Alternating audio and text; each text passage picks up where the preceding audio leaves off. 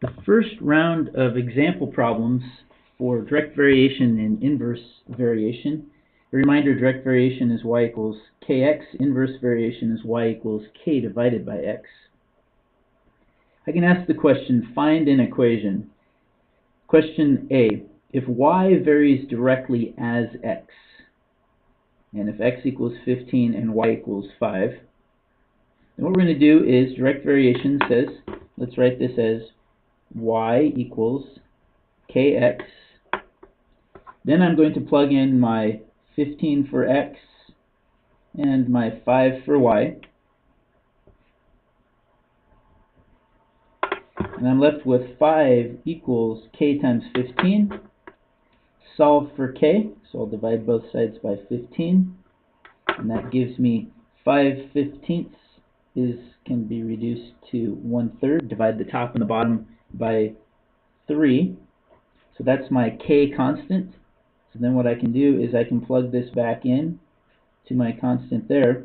So instead of having a k, I now have 1/3 x. So y equals 1/3 x is our equation. Problem B, a varies directly as b squared. So notice we're doing different letters than x and y. We're using an a and a b. Well, what I'm going to do is, it's a little trick that I do because I'm a little bit confused. I'm just going to look, and I see directly. So I'm just going to write this down. My direct equation is y equals kx.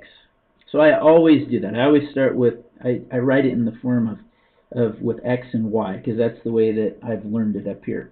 Then I go back and I think, okay, so my first one here, the first one I see always acts like my y, and then this one over here always acts like my x, whichever one is next. Then I go back in, instead of y I'm going to put the a, instead of x I'm going to put the b squared, which seems a little odd, but it's just a placeholder. My y and my x are just placeholders for whatever variables, or even a variable with an exponent, so it's just that quantity. Now I'm going to go back in, and I'm going to take my a value is 3, and my b value is 2. So now that becomes 3 equals k times 2 squared. So in this case, I need to get k by itself. 2 squared is 4. So if I divide both sides by 4, then I end up determining that 3/4 is my k value. So I'm going to plug that back in up here, because all we're trying to do is find an equation. So now I have y equals 3/4 x, or in other words, if I plug it into this one, then I now have a equals 3/4 b squared.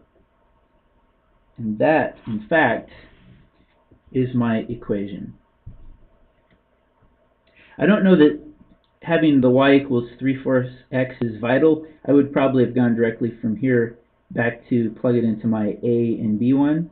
But again, I always start out with my y and my x version. It just seems to help students to keep from making as many mistakes.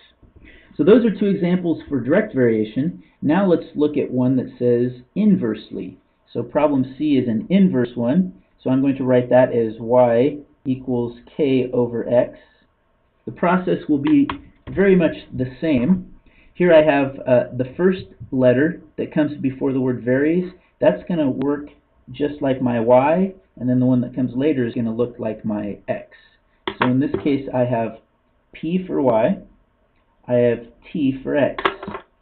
So now I have p equals k over t. Now let's plug our numbers in, 5 and 6.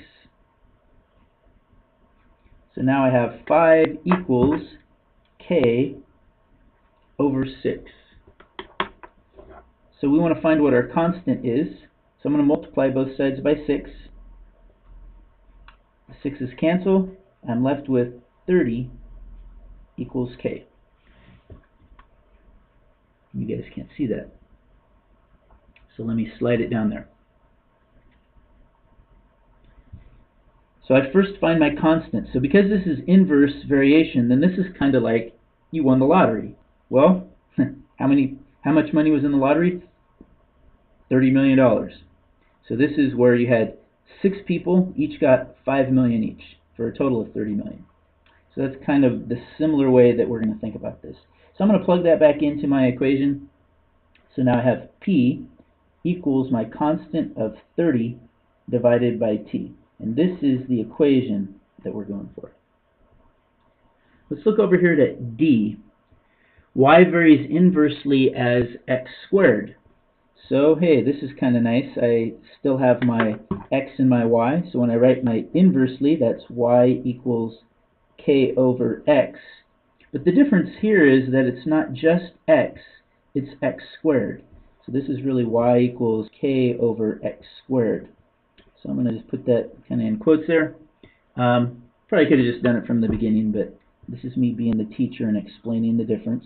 Trying to emphasize to go ahead and write these as in the terms of x and y from the beginning, but if you get one with x and y, just be careful because someone could put an x in the front and put the y over here. So you want to make sure that they're in the right place.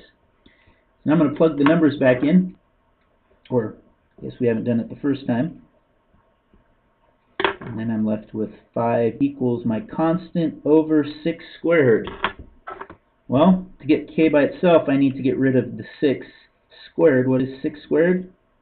36. So let's multiply both sides by 36.